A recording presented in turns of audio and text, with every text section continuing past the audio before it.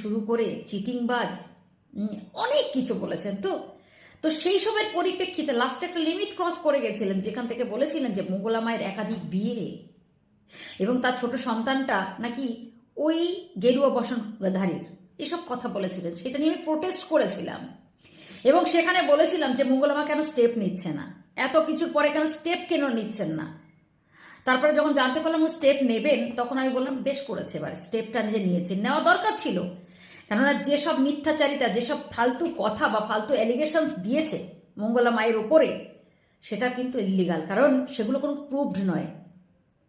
তাই উইদাউট প্রমাণে কাউকে এরকমভাবে বলা যায় না। আর যদি তিনি ফ্রড হন, তার জন্য আইন আদালত, আমি সবসময় বলেছি, তারা রয়েছে, প্রশাসন আছে, সেগুলো দেখে নেবেন। তিনি ভণ্ড হোক আর যাই হোক, সেটা তার জন্য তো উপর মহল আছে, তারা কেন কিছু বলছেন না, তাই না? আর আমাদের সব